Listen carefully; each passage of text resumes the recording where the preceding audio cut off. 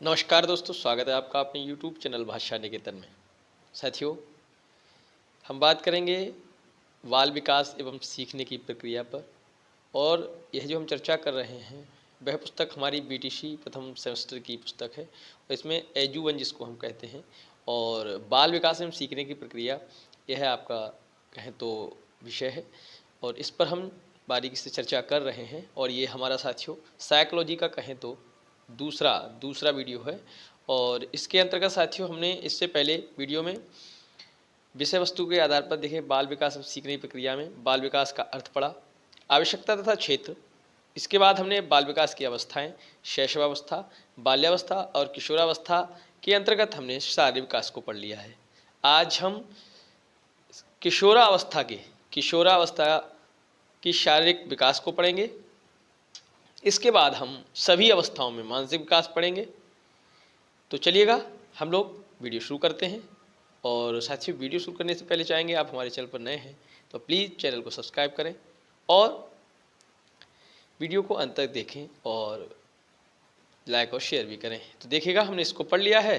तो अब हम सबसे पहले पढ़ते हैं किशोरावस्था में शारीरिक विकास। हमने शैशवावस्था में, बाल्यावस्था में शारीरिक विकास पढ़ लिया है, किशोरावस्था में शारीरिक विकास पर चर्चा करेंगे। तो चलिएगा देखते हैं। किशोरावस्था में जीवन का सबसे कठिन काल कहा गया है। देखिएगा, एक बिंदु यहीं से बन गया, एक प्रश्न बन गया। किशोरावस्था जीवन का सबसे कठिन काल है। जीवन का सबसे कठिन काल किस अवस्था को कहा गया है? किशोरावस्था। ये परिवर्तन की अवस्था कहलाती है, परिवर्तन की अवस्था है। किशोरावस्था में बालक तथा बालिकाओं का विकास तीव्र गति से होता है। बालकों में तीव्रतम वृद्धि का समय 14 वर्ष की आयु तक तथा बालिकाओं में 11 से 18 वर्ष तक की आयु तक होता है। याद रखना है, तीव्रतम वृद्धि का समय 14 वर्ष की आयु तक है। अब हम बात करेंगे आकार एवं भार की। इस अवस्था में लंबाई तेजी से बढ़ती है। बालक की लंबाई 18 वर्ष की आयु तक तथा बालिका की लंबाई 16 वर्ष की आयु तक बढ़ती है। इस अवस्था में बालकों का भार बालिकाओं से अधिक होता है। अब बालिकाओं का भार कम हो जाता है बच्चों से। ठीक है, चलिए अब हम करेंगे सिर और मस्तिष्क पर चर्चा। तो इस अवस्था में सिर व मस्तिष्क का विकास जारी रहता है। 15 या 16 वर्ष की आयु में सिर का लगभग पूर्ण विकास हो जाता है एवं मस्तिष्क का भार 1200 से 1400 ग्राम हो जाता है। अब देखिएगा, 15 से 16 वर्ष या किशोरावस्था की आयु में हम बात करेंगे तो 1200 से आपका 1400 ग्राम आपका किसका भार हो जाता है? मस्तिष्क का। चलिए देखते हैं। अब हड्डियाँ, तो हड्डियों में पूर्ण मजबूती आ जाती है और कुछ छोटी हड्डियाँ एक दूसरे से अब जुड़ जाती हैं। चलिए अब साथियों अन्य अंगों का विकास हम पढ़ लेते हैं। अन्य अंगों का विकास इस अवस्था में आँख, कान, नाक, त्वचा, स्वादेंद्रियां, कर्मेंद्रियां का पूरा विकास हो जाता है। मांसपेशियों का विकास तीव्र गति से होता है। मस्तिष्क का विकास लगभग पूरा हो जाता है। विभिन्न ग्रंथियों का विकास देखिए। किशोरावस्था में विभिन्न परिवर्तनों का आधार अंतःस्रावी ग्रंथियां होती हैं, जिनमें पिट्यूटरी ग्रंथि है, थायराइड ग्रंथि है, एड्रिनल ग्रंथि है। इन ग्रंथियों के स्राव शारीरिक, मानसिक, भावात्मक विकास को प्रभावित करते हैं। इस अवस्था में बच्चे खेलकूद तथा अन्य क्रियाओं में अधिक सक्रिय हो जाते हैं। वे अपने कार्य स्वयं करने लगते हैं, दूसरों पर निर्भर नहीं रहते। अब देखिए, किशोरियों को शिक्षा देते समय भी उनकी शारीरिक अभिवृद्धि और परिवर्तनों का ध्यान रखना चाहिए। किशोरावस्था जीवन का वह समय है जब हड्डियां बड़ी शीघ्रता से बढ़ती हैं व विकसित होती हैं, अतः उनके स्वास्थ्य का विशेष ध्यान रखना चाहिए तथा उनके अनुकूल उचित शारीरिक शिक्षा की व्यवस्था करनी चाहिए। अब देखिए गतिविधियों की बात करेंगे। गतिविधियाँ, प्रशिक्षक प्रशिक्षुओं से चर्चा करें कि विभिन्न अवस्थाओं जैसे शैशवावस्था, बाल्यावस्था, किशोरावस्था में शारीरिक परिवर्तन किस प्रकार आते हैं। प्रशिक्षणार्थियों से निकलकर निम्न बिंदु आ सकते हैं जिस पर पूरे समूह में चर्चा की जाए। जैसे देखिए क्या क्या बिंदु आ सकते हैं। शारीरिक विकास में तीव्रता किस स्तर पर सबसे अधिक होती है, ये भी एक बिंदु है। और बाल्यावस्था में शारीरिक विकास की क्या विशेषता होती है और किशोरावस्था को परिवर्तन का समय क्यों कहते हैं।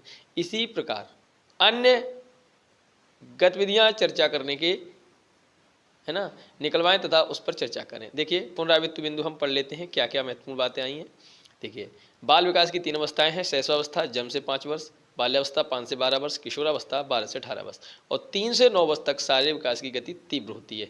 3 से 9 वर्ष शारीरिक विकास की गति क्या होती है? सबसे तीव्र होती है 3 से 9 वर्ष। ठीक है साथियों।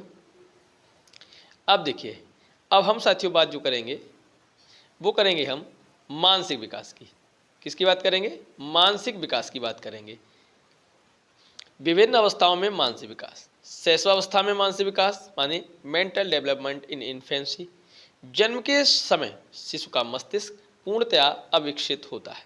ठीक है, जन्म के समय की बात हो रही है, और वह अपने वातावरण को नहीं जानता।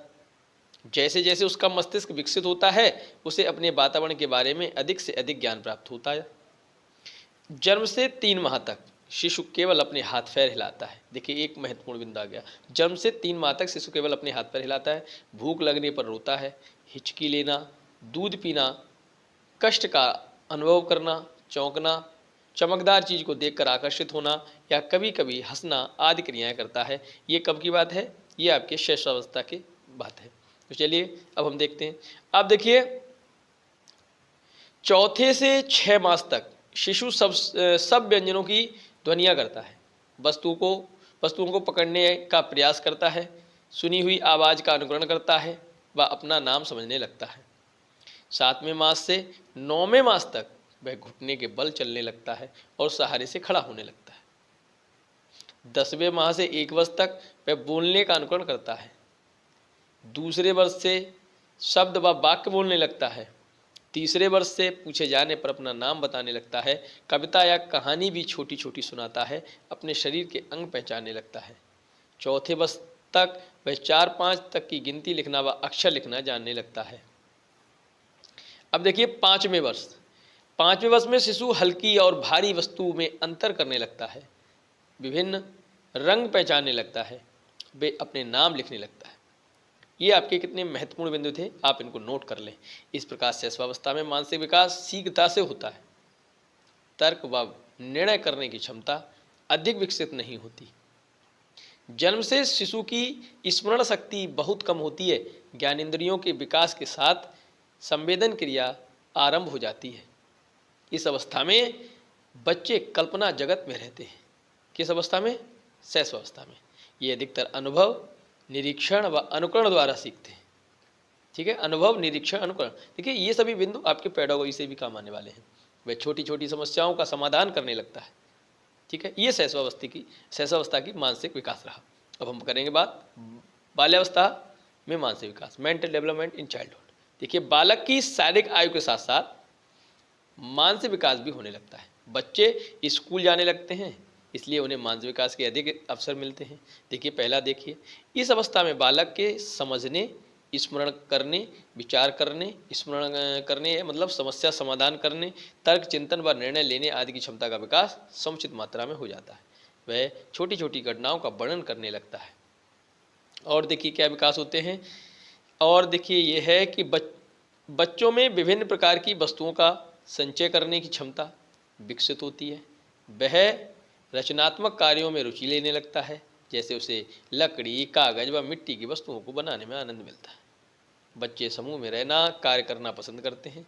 साथ ही अनुकरण, सहानुभूति, सहयोग आदि की सामान्य प्रवृत्तियों का विकास भी इस अवस्था में हो जाता है।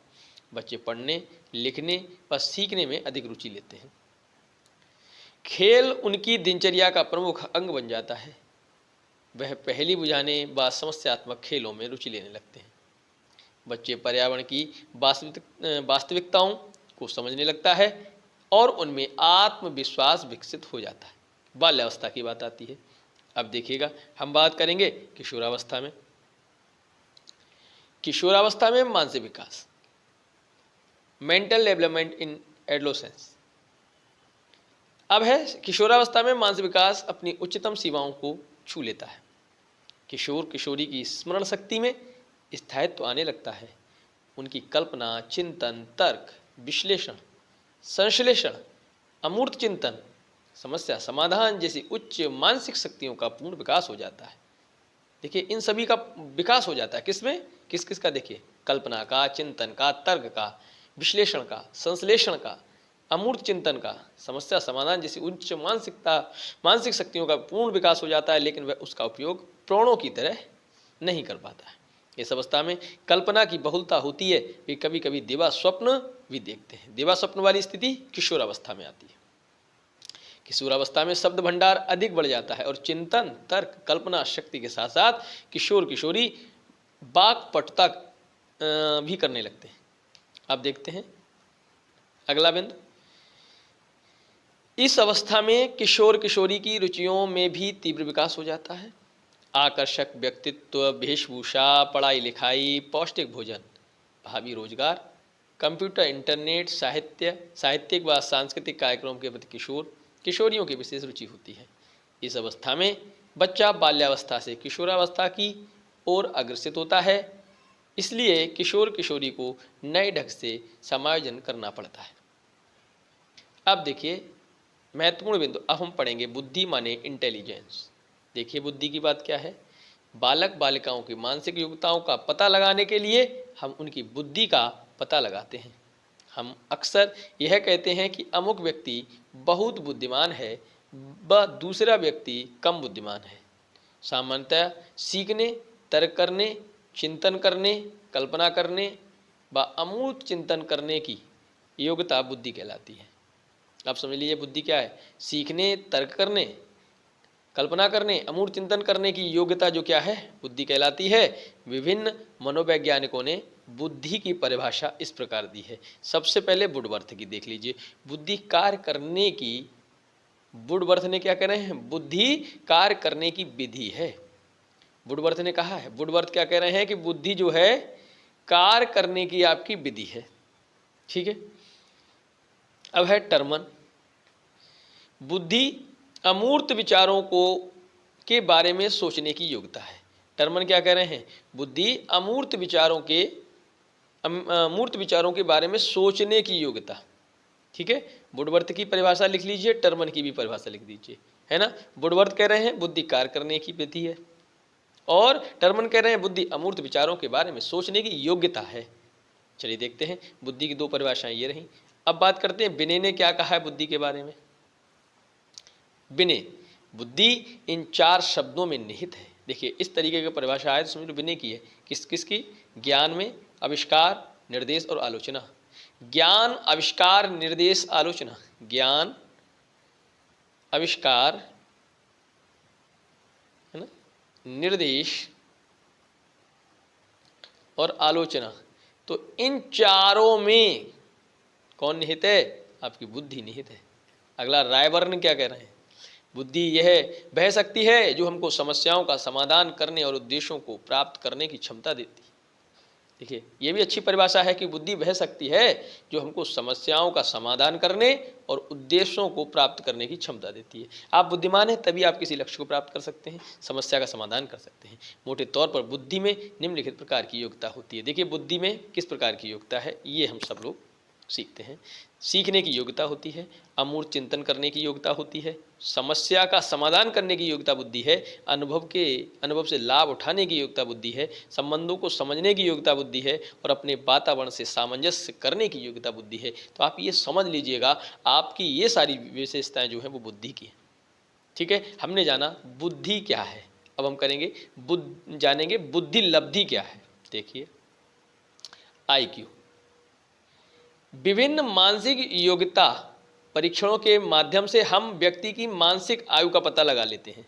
जैसे यदि कोई 8 वर्ष का बालक 10 वर्ष की आयु के लिए 8 वर्ष का बालक 10 वर्ष की आयु के लिए निर्मित मानसिक योग्यता परीक्षण कर लेता है तो उसकी वास्तविक आयु 8 वर्ष, वास्तविक आयु 8 वर्ष है, मानसिक आयु 10 वर्ष मानी जाएगी। बालक की बुद्धि लब्धि निकालने के लिए हम निम्न सूत्र का प्रयोग करते हैं। देखिए बुद्धि लब्धि मानसिक आयु बटे वास्तविक आयु गुणा 100। ये आपकी बुद्धि लब्धि निकालने का क्या है, सूत्र है कि मानसिक आयु बटे वास्तविक आयु गुणा 100। उदाहरण के लिए अब देखिए, मानसिक आयु किसी की 10 वर्ष है और वास्तविक आयु किसी की 8 वर्ष है। ठीक है, और बुद्धि लब्धि हमको निकालनी है तो हम क्या करेंगे, देखिए मानसिक आयु कितनी है हमारी, मानसिक आयु है 10 वर्ष। ठीक है, और वास्तविक आयु कितनी है 8 वर्ष। ठीक है, और गुणा कितना करना है 100। अब समझ लीजिएगा, अब हमने क्या किया, 8 से काटे, 8 एकम 8, कितना बचा 2। ठीक है, 8 दूनी 16, 8 दूनी 16, कितना बचा 4 तो 8 पंजे 40, 12.5 आ गया। अब गुणा कितने का करना है? 10 का, तो 125 आ जाएगा। तो ये मान के चलिएगा आपका ये क्या आ गया? बुद्धि लब्धि आ गई। बुद्धि लब्धि कितनी हो जाएगी? 125 हो जाएगी। चलिए अब देखते हैं बुद्धि लब्धि से व्यक्ति की बुद्धि का पता लगाने के लिए टर्मन नामक मनोवैज्ञानिक ने निम्नलिखित वर्गीकरण प्रस्तुत किया। देखिए आप किस बुद्धि लब्धि वाले को किस श्रेणी के प्रकार में रखेंगे, किस बुद्धि के प्रकार में रखेंगे, वो हम समझते हैं। देखिए सबसे पहले हम आपसे कहें, जो 20 या 25 से कम है वो आपका महामूर्ख है, जिसको हम जड़ भी कह देते हैं। क्या कह देते हैं? यहाँ इसको हम जड़ भी कह देते हैं। और 20 या 25 से आपका मूर्ख बुद्धि वाला होता है। 20 से 25 से या 50, 50 से 70 अल्प बुद्धि है, 70 से कम निश्चित क्षीण बुद्धि है, और 70 से 80 आपका क्षीण बुद्धि है, 80 से 90 मंद बुद्धि है, 90 से 110 सामान्य बुद्धि है, तो हम लोग सामान्य बुद्धि वाले हैं, और 110 से 120 श्रेष्ठ बुद्धि है, और 120 से 140 अति श्रेष्ठ बुद्धि है, और 140 या उससे अधिक प्रतिभाशाली बुद्धि है। इसमें से हमारे जितने भी साथी जुड़े हैं और देख रहे हैं वीडियो, इसमें से हमारे कई तो श्रेष्ठ, अति श्रेष्ठ और प्रतिभाशाली भी होंगे। मैं तो वैसे खास सामान्य बुद्धि में हूँ। तो ये आपका इस तरीके से हम देख रहे हैं कि बुद्धि लब्धि और बुद्धि लब्धि के अनुसार उनके बुद्धि के प्रकार। ठीक है, तो आप याद रखिएगा, सामान्य बुद्धि 90 से 10 है ना, मंद बुद्धि 80 से 90 है, ये आपके महत्वपूर्ण है। ठीक है, और श्रेष्ठ बुद्धि 110 से। यहाँ पर देखिए इन्होंने अलग नाम दिए हैं, कुछ लोगों ने अलग अलग नाम दिए हैं। ठीक है, हम सबको आगे पढ़ते रहेंगे। चलिए अब हम देखते हैं साथियों, बुद्धि परीक्षण, इंटेलिजेंस टेस्ट की बात कर लेते हैं। बुद्धि परीक्षण, किसी भी व्यक्ति की बुद्धि का पता लगाने के लिए विभिन्न प्रकार के बुद्धि परीक्षणों का निर्माण किया गया है। विभिन्न मनोवैज्ञानिकों ने समय समय पर विभिन्न बुद्धि परीक्षण बनाए। इनको मुख्य रूप से 2 वर्गों में विभाजित किया गया। जैसे पहला है व्यक्तिगत बुद्धि परीक्षण और दूसरा है सामूहिक बुद्धि परीक्षण। तो व्यक्तिगत बुद्धि परीक्षण क्या था? Individual intelligence test. परीक्षण एक समय में एक ही व्यक्ति पर किया जा सकता है। इसका आरंभ बिने ने किया है। तो व्यक्तिगत या व्यक्तिक बुद्धि परीक्षण का आरंभ किसने किया है? बिने ने। चलिए अब सामूहिक बुद्धि परीक्षण की देख लेते हैं।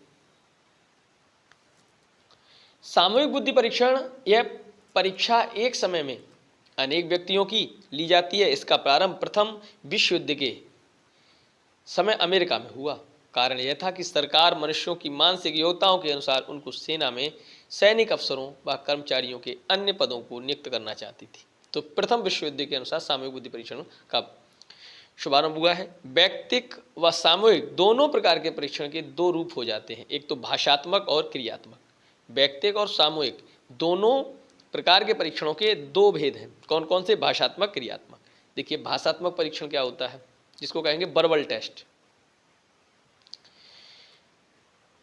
भाषात्मक परीक्षण में इसमें भाषा का प्रयोग किया जाता है, अमूर्त बुद्धि की परीक्षा ली जाती है। इसका मुख्य उद्देश्य है कि व्यक्ति को लिखने पढ़ने का कितना ज्ञान है, उसे प्रश्नों के उत्तर लिखकर, गोला बनाकर, गुणा बनाकर या रेखांकित करके देने होते हैं। ये सिर्फ और सिर्फ लिखने से या उसको लिखने का कितना, पढ़ने का कितना ज्ञान है, इसके लिए होता है। इस परीक्षा में निम्न प्रकार के प्रश्न पूछे जा सकते हैं, जैसे अंगणित के प्रश्न, व्यवहारिक ज्ञान से संबंधित प्रश्न, निर्देश अनुसार प्रश्नों के उत्तर, समानार्थी व विलोम शब्द, बेहतरीन शब्दों को तरतीब से लिखना, बेतरतीब शब्दों को तरतीब से लिखना। अब है क्रियात्मक परीक्षण। देखिए भाषात्मक परीक्षण, क्रियात्मक परीक्षण, नॉन वर्बल या परफॉर्मेंस टेस्ट। इन परीक्षणों का प्रयोग उन व्यक्तियों के लिए किया जाता है जिनको भाषा का ज्ञान कम होता है या जो पढ़ना लिखना नहीं जानते। इसके द्वारा मूर्त बुद्धि का पता लगाया जाता है। इस परीक्षण में वास्तविक वस्तुओं का प्रयोग किया जाता है और परीक्षार्थियों को समस्यापूर्ण कार्य करने को दिए जाते हैं। जैसे पहला है चित्र के बिखरे हुए टुकड़ों को क्रम से लगाकर चित्र पूरा करना, किसी दिए हुए चित्र में असंभव बात को बताना, तिकोनी, चौकोर व गोल वस्तुओं को रखकर आकृति को पूरा करना, भूल भुलैयों से होकर बाहर जाने का मार्ग बताना आदि। इन सभी परीक्षणों का प्रयोग अधिकतर प्रशिक्षित मनोवैज्ञानिक द्वारा ही किया जाना चाहिए। अब देख लेते हैं कुछ प्रमुख बुद्धि परीक्षणों के नाम, और उनके यहाँ पर किसने दिया है, उनके नाम भी दिए हैं।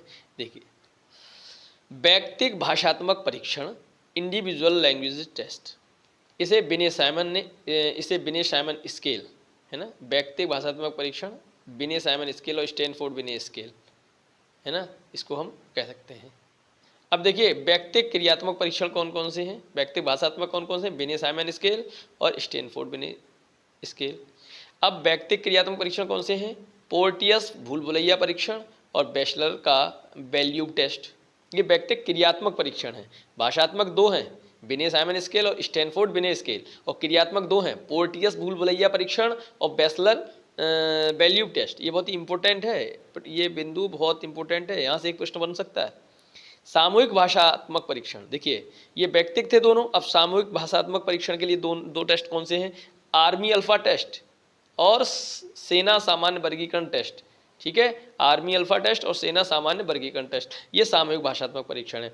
और सामूहिक क्रियात्मक परीक्षण क्या है, आर्मी बीटा टेस्ट। देखिए, अल्फा टेस्ट आपका भाषात्मक है, सामूहिक भाषात्मक, और सामूहिक क्रियात्मक बीटा टेस्ट है। और शिकागो क्रियात्मक टेस्ट, ये शिकागो क्रियात्मक टेस्ट और आर्मी बीटा टेस्ट क्रियात्मक हैं। और आपका भाषात्मक है आर्मी अल्फा टेस्ट और सेना सामान्य वर्गीकरण।